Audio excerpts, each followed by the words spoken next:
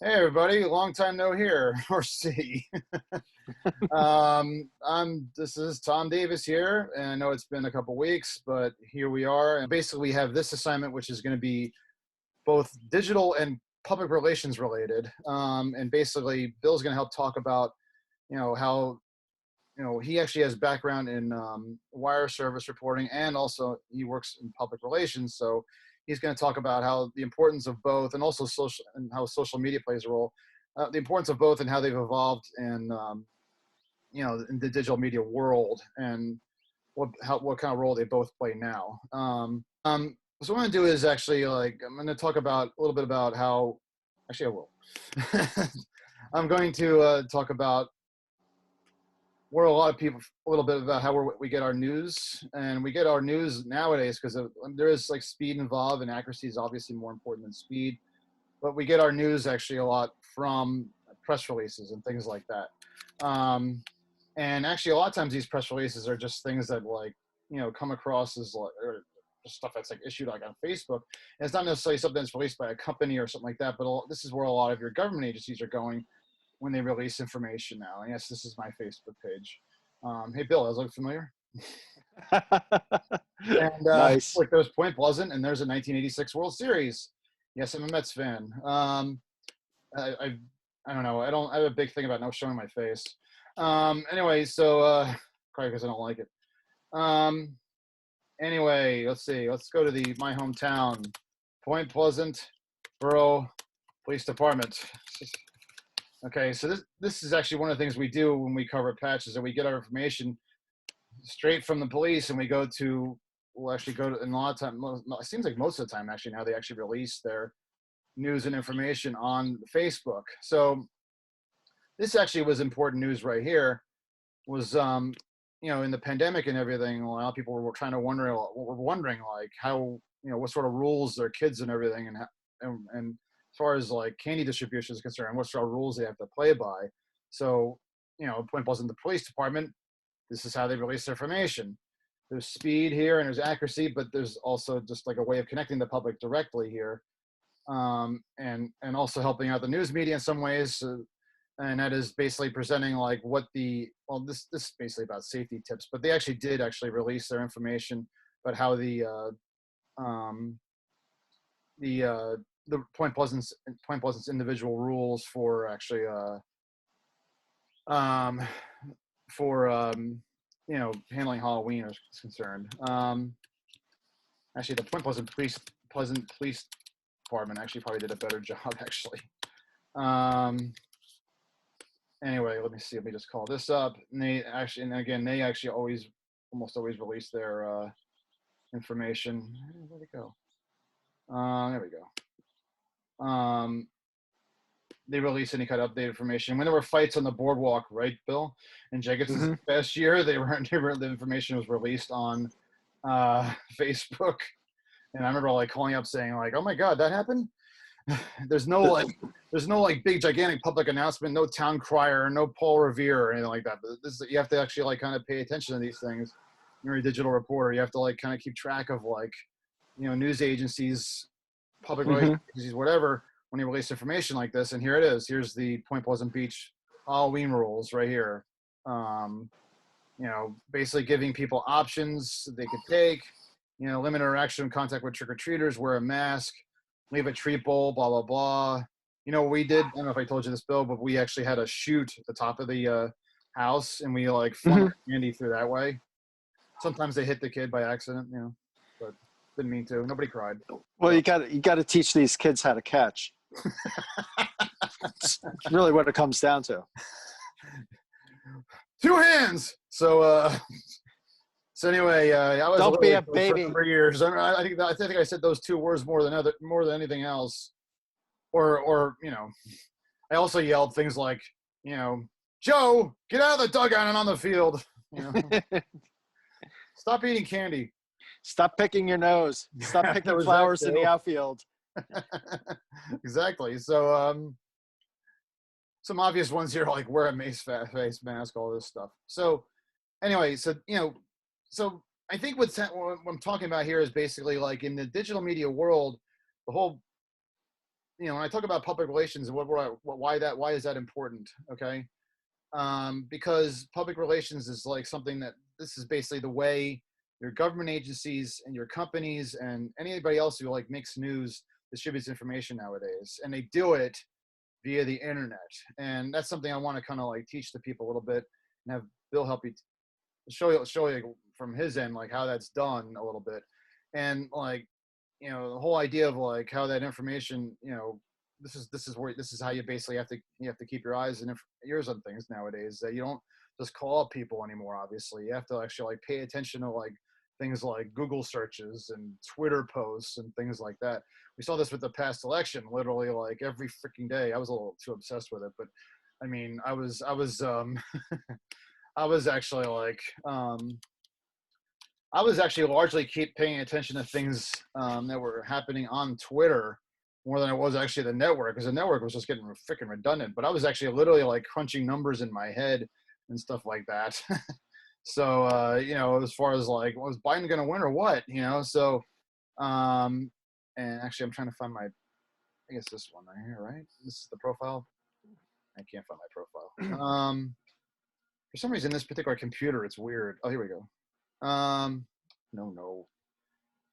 Anyway, but literally I was like, this guy right here, I was actually like keeping track. This guy, I think he's from the Cook.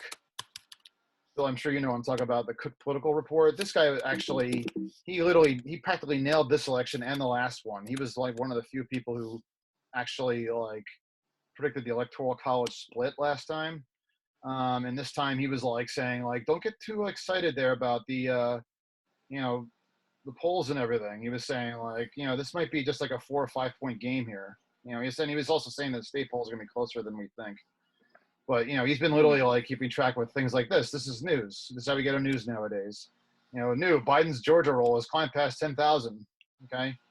Oh, he's kidding around here. God, he appears on NBC a lot. Biden has hope. You gotta be a real junkie to be into this stuff. Biden has to hope these provisionals will provide some cushion in managing. So I guess there's some question as to whether like Arizona's still up in the air or not. I think Fox made the right call there, even though it was probably too early. Arizona's going to go for Biden. So there's that. There's like bits of information. I mean, during this whole process, this was like a headline. It was so little information coming out about like number stuff like that. If somebody tweeted something like this, headline. It was like news. It was almost like especially given the source too. I mean, yes. You also have to attach a high degree of credibility with that source to make it. I mean, if it was just Joe Schmo tweeting this kind of stuff, it's kind of like, yeah, who cares? But right. If you have a high degree of credibility with that source and you could attribute it to somebody, then that makes it that much more useful for your reporting purposes. That's right. Because like that's another thing. That's a good point, Bill. Is that like you have to actually like almost be careful with that too, because if you go to the people who actually are responding to Dave Wasserman, a lot of times they'll make their own analysis, and then like you have to do something like look up their credentials and say, well, is this person actually legitimate, or is this person just kind of blowing smoke? Well, there you go, Bill. Yeah, I look at this. I tweet Magic Johnson. There's the Biden rest area in Delaware. I used to live in Delaware. Actually, I lived there for 2.5 years. Remember, Bill? That's right. I actually interviewed Biden when he was. Oh, there we go. This is my favorite thing right here. Well, when Biden was 1992, when he was senator there, I actually thought he was a very nice guy. This was like the kind of shit that was going on. Just in a new batch of 9 absentee ballots in Allegheny County. So yeah, and then that's pretty much how I felt. So anyway, that's the whole point. There was like literally like news is about like trying to get information out as fast as possible in the digital media world. But what you usually have to do to get that information very quickly is the so-called public information, public affairs agencies, public relations agencies that give that information. And sometimes it's an expert like Bill is, who works for KPMG, one of the big 4 accounting firms, as a right. Yes, I pretty much, yeah. And then, but then you also have, then you have the low level people. I don't mean to say low level. You have you say like police departments, things like that, where they have to almost have like a police officer who's designated as the spokesperson, and that person gets some training, that sort of thing. So, but but these people become like your most important people in the digital media world because they're the ones that are actually like using the social media to connect to you to get the information out as quickly as possible, especially when you got information like vote totals. Um, so anyway, so Bill, I know I've had you on the phone for a long time. I might need to charge my like, phone. when the hell is he gonna get off? But sorry. I might need to charge my phone at this point. Sorry. It's all right. I wanted to use the opportunity to catch up with you too. I apologize. Oh, I know. I know. I think we've been on the phone for an hour and a half before we got on this subject. No, it's just like the old days, man, when we used to be on the phone for like hours and would drive people crazy. Remember? Oh, I know. And our wives just do the collective eye roll, like, oh my God, these two are so stupid. But not only that, my daughter just shut the door. I went outside. So anyway, Bill, can you tell us a little bit about yourself? Like, you worked first actually for Reuters, right? Which is a wire service agency. Well, yeah. Well, I actually, let's take it even back further. Tom and I were both co-editors of the high school newspaper in Point Pleasant Borough, class of '85. So yes, strong survive. That's it. Yeah, we had our journalistic start back then. Then we went our separate ways. Tom to Rutgers. I went to Trenton State College. I started out as a biology major, but came back home to journalism by my sophomore year because I liked it that much better. And, had a major change of major. I signed up to do work for the college newspaper, which was very, very foundational and opened a lot of doors as far as, building a set of skills and having at least a foothold to get internships while I was still in college. And if you're serious about doing anything in news or public relations, it's very important to get clips. Go to your college newspaper, volunteer, write a story a week, and get those clips to get your internships. Preach it. Because the people that don't get the clips don't get the jobs, and they lose out on those kind of opportunities. So at Trenton State College, I was a reporter, production manager, sports editor, and news editor. It's the college in New Jersey now, by the way, guys. Yeah. Change the name. Yeah. In lovely Ewing Township, suburban Ewing Township. Hey, that's where my grandmother was buried. So I don't know if I ever told you that. Oh, I didn't know that. Down the street. Yeah. So but that experience also opened doors to get an internship at the Trenton Times and also the Asbury Park Press while I was still in college. And that gave me additional clips to try and get a foot in the door in journalism. When Tom and I graduated college, it was kind of like a down time. I had trouble finding anything in journalism right out of school.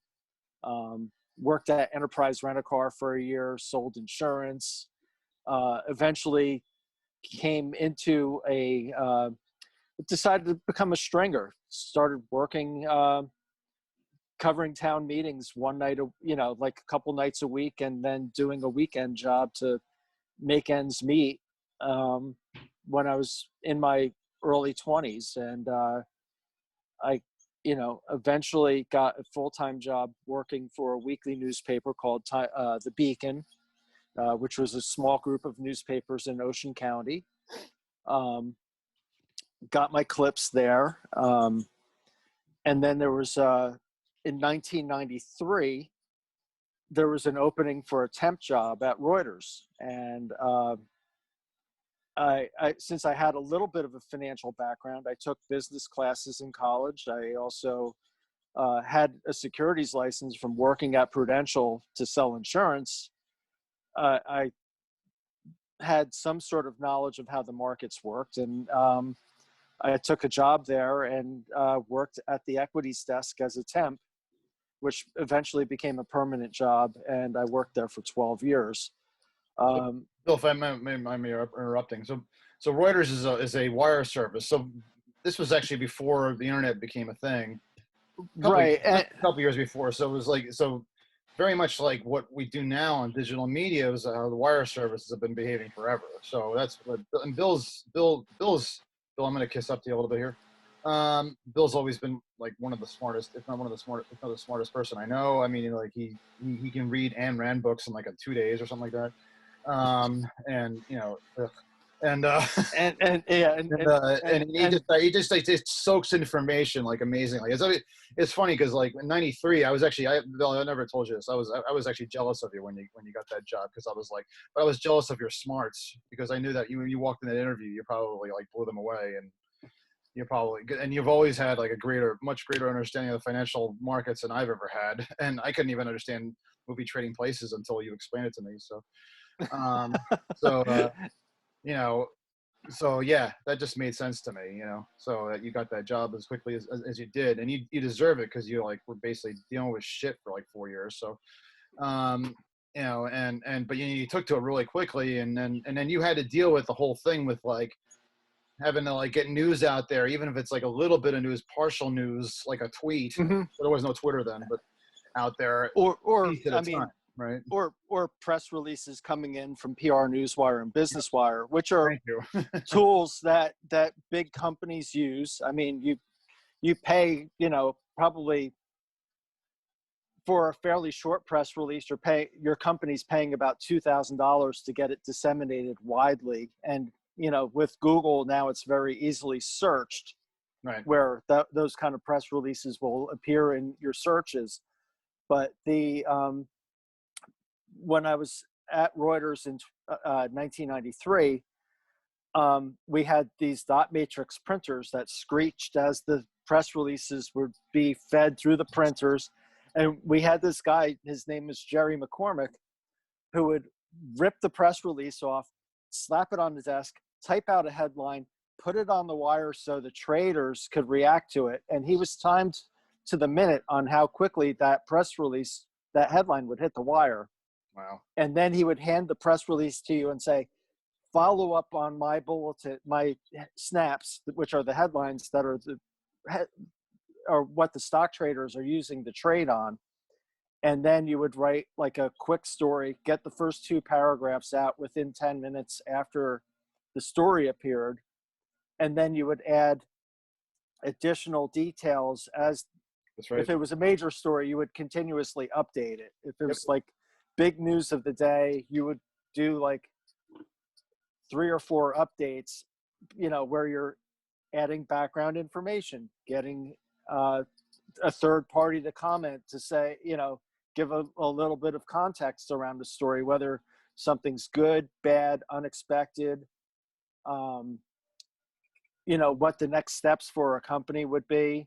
Right. You see some of this in political reporting as well, where you'll have that quick thing, that the quick headline somebody reads, and then they'll call in the third parties, like somebody who worked in the 2012 campaign to offer a little bit of background or context.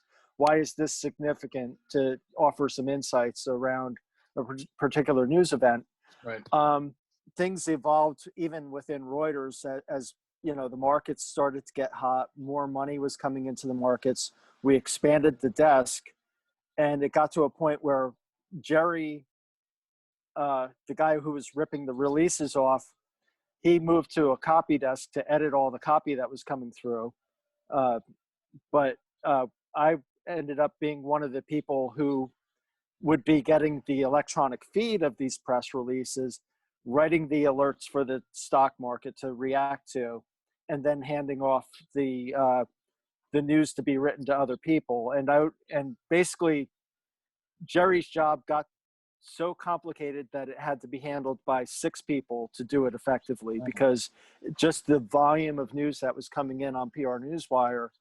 Like if you look at earnings period, which is companies are, if you're a major company, whether it's Nike, IBM, Microsoft, Google, Facebook, and your stock is traded in the market, you're obligated to report your financial results every quarter. And that's one of the trade-offs that you make when you say, okay, I'm going to sell stock to the public. You have to follow the rules that the Securities and Exchange Commission sets up, where you have to disclose certain things. If there's material news, a change of leadership, a change, whatever, how much money did you make for the quarter? Is there an issue where the next quarter might not be that good, or it might be better than expected? Right. Is your company going to go out and buy another company? There's issues where you have to take into account whether it's material, like an action could move a share price. It has to be disclosed. So there's a regulatory obligation by these companies to have PR people handle disclosures like that. The idea with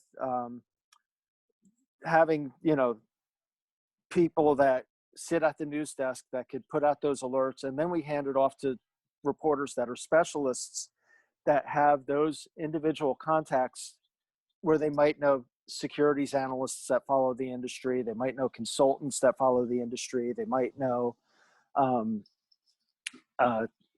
people who do market analysis that might be able to offer some details or insight to help color a story. That ends up helping as you update the story as the day progresses, and that's where you might get 3 or 4 updates out of an individual news item. You get more context and yeah, oh yeah, and you polish up the writing as things go along too, and you might be able to like in the lead where initially you might say XYZ company purchased ABZ company for this much in stock, valuing the business at X amount of dollars. You might be able to say XYZ company bought this company to help better engage customers with this kind of product line, right?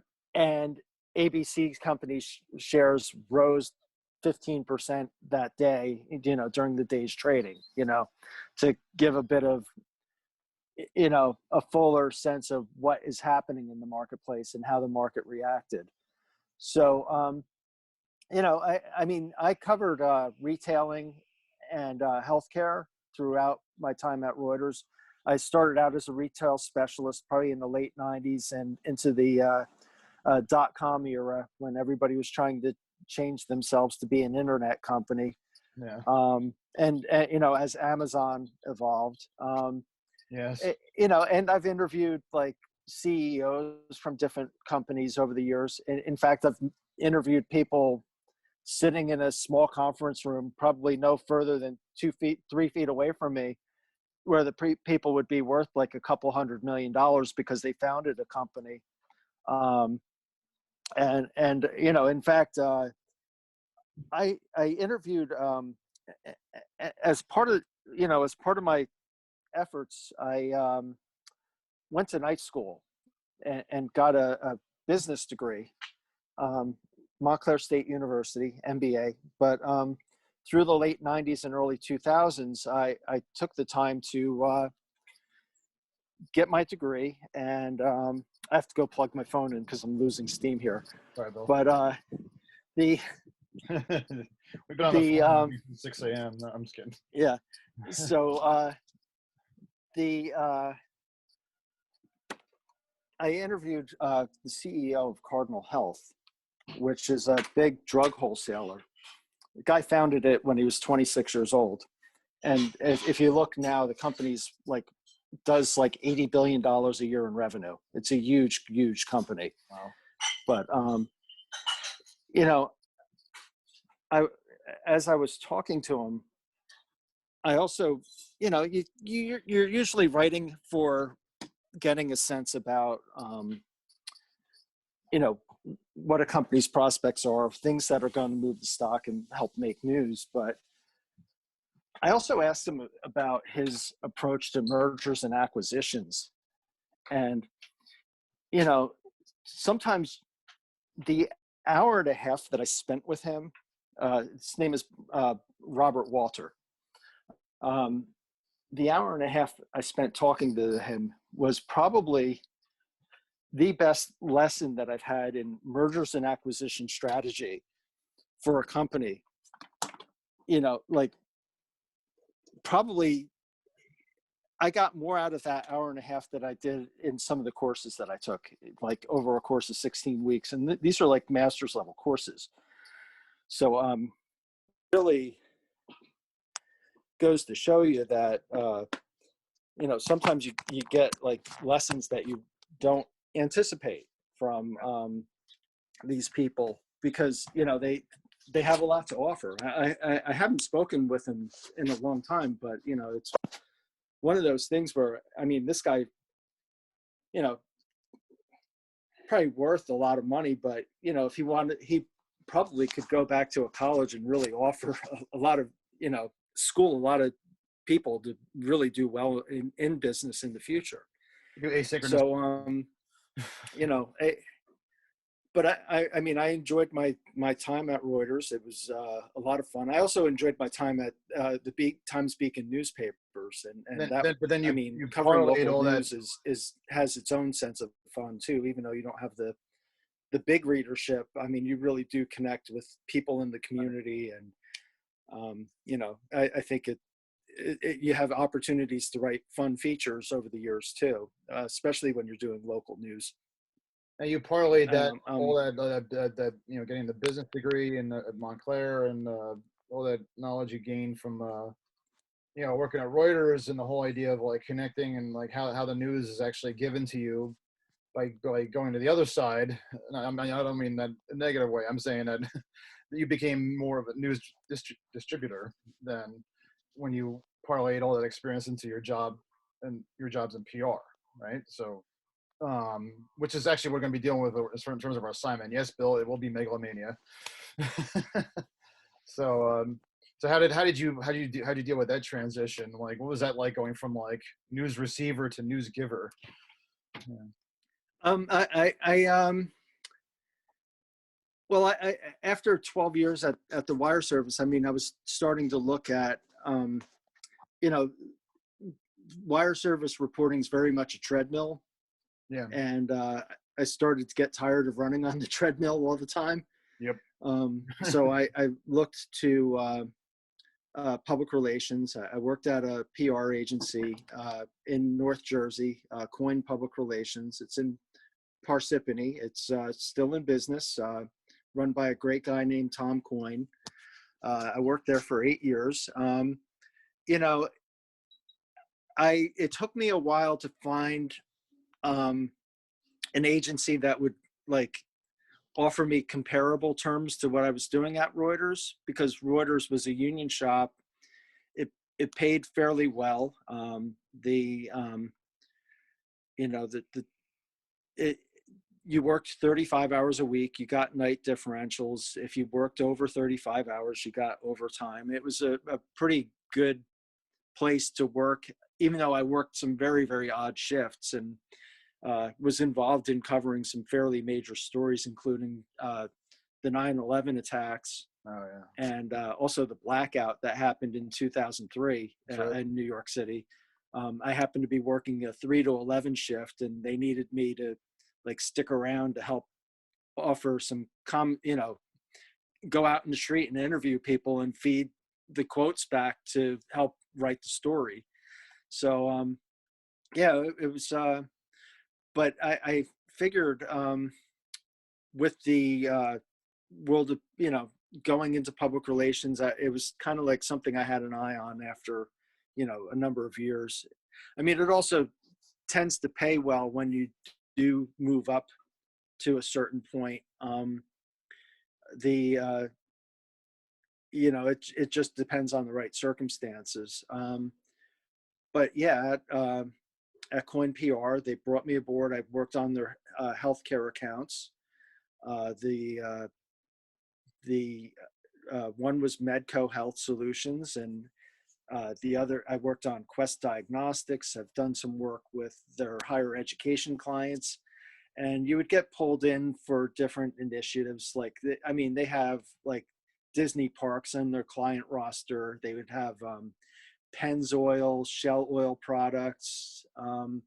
So they do a lot of good consumer-facing work in addition to higher ed and healthcare. So it was kind of like a good place to get some experience. It's a, you know, sometimes they would use like that, almost that stunt-driven PR where they would try and get the last 5 minutes of a news segment by doing something crazy in Times Square, let's say. Oh yeah. Or Didn't they do something with the Today Show or something, or wasn't it?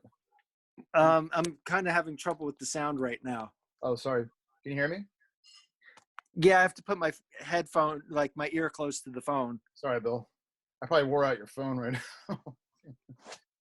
Oh, well, it's just, yeah, I mean, so, I mean, when it came to with the work that I did in healthcare, a lot of it was very data driven or analytics driven, especially when we did work for Medco. Since they were a pharmacy benefit manager, they had a lot of information about what medications people used. And probably one of our most successful campaigns, and this was something that won some PR awards because of the volume of coverage that we generated. We did an analysis of the growth of ADHD drug use among children. Oh yeah. Right. Back in the around 2004 through 2008, we would put out a report, and it really illustrated like a disproportionate amount, and you could even break it down by demographics. Boys, a lot of boys were on ADHD meds. Wow. And I think we were the first and only people to really articulate the degree of use in this category. And it got to a point where major medical journals were starting to cite our research. Wow. USA Today, you know, having that sort of data established a lot of credibility when it came to talking to reporters about medication use. And rather than trying to have to pitch stories, it got to a point where serious healthcare reporters would come to us and ask for information. Hey, can you do a data pull about this and help me explain, you know, whether it's spending on certain medications or spending or use of certain medications. And by doing that, you were able to illustrate, like, offer a really good snapshot of health in America. You know, whether it's people using cholesterol drugs, and you wouldn't single out it. Like, here's the sensitivity, and you'll find this in any public relations organization. You might find certain sensitivities that you can't, you don't want to single out individual companies or single out individual drugs unless you're like working for those companies or working to promote those drugs. But rather than saying, well, you know, Lipitor's the biggest cholesterol drug, we would say, here's the use of statins by the country as a whole. And when you talk about statins, you're probably talking about anywhere from 10 to 15 different medications. So it's not like we're singling out an individual right. medicine, but it does offer that kind of context to help reporters write stories about how medications are being used. Bill, can you walk us through a little bit, like how would that go from like especially maybe initially, like how would you like deal with that with a reporter right now? Maybe even like now, like with like social media, maybe using that as a tool. How would you initially start that with a reporter to make sure they got it? And then like, well, you know, and this is where we have a role to play. I mean, I field incoming media calls from reporters, and I mean, since I'm working for an accounting firm, now I run healthcare and life sciences communications. So, and at KPMG, it's a very large practice. We have 3,000 professionals and partners that, you know, are involved in that business. So I might get incoming calls to have our people comment on different things, especially pertaining to healthcare finance or healthcare technology, dynamics of healthcare economics. I mean, we don't have it would be too out of turn for us to talk about health and wellness and health and medicine in specific terms, because we're an accounting firm. And you know what? A reporter's better off getting that information from medical school to begin with. So I could help, I kind of know areas that I could talk about with reporters, and they kind of know when they could call me. If there are stories that come up where there's a client sensitivity, I tell the reporter up front, I can't help you on this story, but here's who can. Right. Because I don't want to be in a situation where I'm talking out of turn, or one of our partners are talking out of turn when it's a sensitive issue for a client, because we're dealing with confidential information that, could be very important for a client to have, like, under wraps, because it could be pertaining to the business strategy, or it could be something that would move a stock, and it would essentially be insider information. So that's the kind of thing that we, try to avoid talking about. But when it comes to us pushing out information, we might do things like surveys. We might do things like analyses around particular issues that are going on in healthcare. And when we talk about reports, we'll take issues that are kind of relevant and pertinent and top of mind to healthcare executives and publish reports about them. Now, the idea is to take that 30-page report, and we want to, I try to discourage people from coming out with reports that are too long, because one, your audience doesn't have time to read a 30-page report. So it really better be pretty damned interesting if you're going to go with a story that a report that long. But as a PR person, your job is kind of to distill that and figure out what's your headline, what's your lead, what's most relevant and interesting to an audience that you want to reach, to get the reporters to be interested in this topic that you're talking about. So, and you kind of have to know who your audience is, as far as, which reporters might be interested. And some of this is done through getting media lists off a database, where they have a list of reporters working at publications, or what beat those reporters cover. As a PR professional in healthcare, I also should, need to know who's the life sciences writer at the Wall Street Journal, who's the life sciences writer at the New York Times, what's the reporter what's the health industry reporter covering at USA Today these days. So you kind of have to know your audience as well when you're a PR person, to understand who would be interested in it. You don't want to trouble a busy reporter with something that's not relevant. So you have to either make something relevant to that reporter, or figure out a way to, you never want to lie. You basically have to tailor that information to make it relevant. And if it's not entirely relevant, you don't do a press release, and you kind of say it's not news, but sometimes you could put something out on social media to help promote that report. Right. That kind of hits some of the highlights. A journalist might not be interested, but some people in the industry that are working in healthcare might say, oh, okay, I get it. Let me go. I see that this point was raised, this point was raised, and this point was raised. And LinkedIn is a very, very valuable tool for that. And then we'll include a link to the actual report. So that could be a good discussion starter. And that's where public relations can help drive the business. I mean, it's not overly salesy.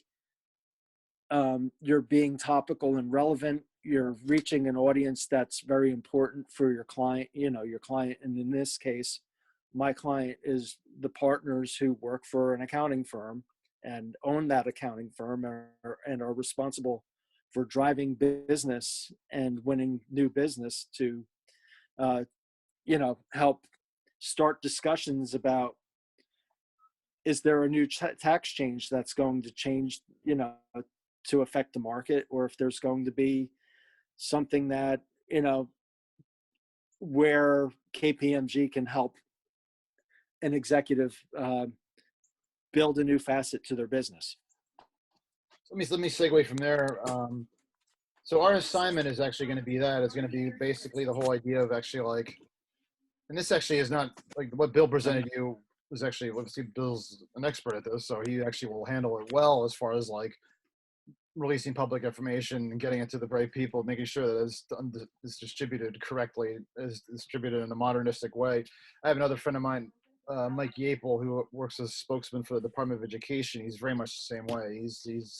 He connects to people, he talks to people, he actually writes the story for them. I mean, these people are really like top of the field. What the assignment I'm going to give you guys is probably maybe an example of where maybe it's not done so well. So is that fair to say, Bill? That this is the megalomania thing, where maybe it's not, it's done, like Bill mentioned before about errors, but there's also like, I guess there's some deception that's kind of like involved too, that you have to watch out for, because the idea here is that a public relations person, like Bill wouldn't do this, but there are public relations people out there. Is this right? Fair to say, Bill, who probably, I mean, they'll obviously, I mean, they're trying to bury the lead. Yeah, right. They're trying to spin things so that, like, obviously things look favorable to them. You can't necessarily blame them for that, perhaps, because I mean, look, their audience again are essentially reporters, so they want to see if something as bad is happening, that look, there's also something good coming out of this too. You know what I'm saying? Like, Bill, I really appreciate giving all this time and everything. Really, it's great. And so anyway, this is going to be the assignment. So this is probably like, it's still not very good. And what I want you guys to do basically is this. I want you guys to actually rewrite a press release, because there's probably no way we've been doing our journalism more these days than actually taking a press release and just rewriting it. Of course, you don't, the thing is though, is that what a lot of people don't understand is that, as Bill was talking about before, you try to like, you first have to release a story and you have to get it out typically. And nowadays, especially if it's a breaking news story or something like that. And this actually kind of serves as a bit of like a breaking news story. But then you actually have to build on the story to provide the appropriate context and depth, so that it's not just like, you just can't have the company like give them a bullhorn and present one side. That's it. So what you have here is basically an announcement that a company is, I'll tell you overall, it's about a company that's made some big restructuring changes. Anyway, so, but the thing is though, is that they're spinning it in a way to make it look like what's happening is a really good thing, when actually what happened is actually quite embarrassing. But what I want you guys to do, and I want you guys to communicate with me and make sure that you're connecting with me. You can text me, whatever. But also I want you guys to connect with Bill, if that's okay, Bill. Yes. And this, Bill, is the right email address right here? Yes, it is. It is. So anyway, please, you have to email Bill, okay? I'm going to post an assignment about this. You have to email Bill, and you're going to look through this press release. I'm trying to put in the cart before the horse. You have to look at this press release and say to yourself, because this is the company's spin about how they feel like whatever happened is actually a good thing. They're going to tell you, oh, look at this, we're doing all these great things, blah, blah, blah. But you have to read the press release and actually figure out what you think is actually the most important part of the story for your readers to know, okay? And what happened basically, without giving too much information, is that something not good happened to this company, okay? And it forced them to make a change. That's the most I can tell you right now, okay? So what I need you guys to do is to rewrite this press release with that as the main idea, whatever that is. And you have to go through this press release and find out what that is, okay? If you want it, one thing I really strongly suggest you do, and I'll put this in the assignment, is that you reach out to me and you say, is this what the lead is? Because that's how the reporter-editor's relationship works, is that you don't work in a vacuum. You have to actually like connect with your manager and work as a team, and you don't be shy about asking questions and saying like, look, I'm not really sure here, what do you think? And then basically I'll help you, I'll guide you along, and then maybe and then like I said, once you get that information, I want you guys to reach out to Bill through this email, okay? Like I said, actually, right now I have a week deadline. I might actually change it. I might extend it. I don't know. But we'll see. But anyway, I want you guys to reach out to Bill, and what your Bill's gonna do is provide you more information that's not in this press release to help build that context we talked about for your story. Okay, show you like what really happened here, and what really like caused the restructuring, as it says here up at the top. Okay, I will spell this out more in detail on the actual assignment post. What you have to do. So when's the latest we can actually write back to you? How about noon on Friday? Sounds good. Okay. So basically, you just need to write the bill. But you really need to write the bill right away. You really need to look. This is not something you can't wait till the last minute to do this assignment. Okay. Because you're going to have to write the bill twice. Okay. So I would suggest that as soon as you see this video, as soon as this assignment actually might be posted. Actually, I might actually post this soon on Sunday. So putting the carpet. I don't know. I'm going to see. A lot going on today, but anyway, I want you guys to like look at this and say like, and I want you to get an email out to him right away, okay? Because he's gonna send you some information. And you're gonna say what? That's probably, and then you're gonna probably have to ask him additional questions, to find out like, okay, what does all this mean? Okay. And again, I'll spell this out better in actually in my assignment book. Great. Anyway, we've been on for a really long time, and I know. Like Bill, I'm sure you have to go and everything too. I have to go to the bathroom. So, Bill, I really, really appreciate it. Really appreciate talking to you. I hope everything goes well. Anyway, Bill, is there anything you wanted to add? No, and please ask very good questions. Lazy questions, I'll give you the respect that you deserve if you don't take the assignment that seriously, or your questions are kind of half-hearted. I'll be kind of snarky and less than polite. So yeah, like me. So it's so you have to get this out right away. But that's the thing, is that you really need to like figure out what that lead is first. You got to figure out what this is story about. Why do I mean, again, what's the difference between this press release and a story? Well, this press release, again, as I've been saying throughout this whole lecture, is that it's the people who wrote for PR are writing for the reporters, the media. That's their audience. You have to write to the general public, and you have to tell them what is something that's impactful to them. This, by the way, so this company is a made-up company, okay?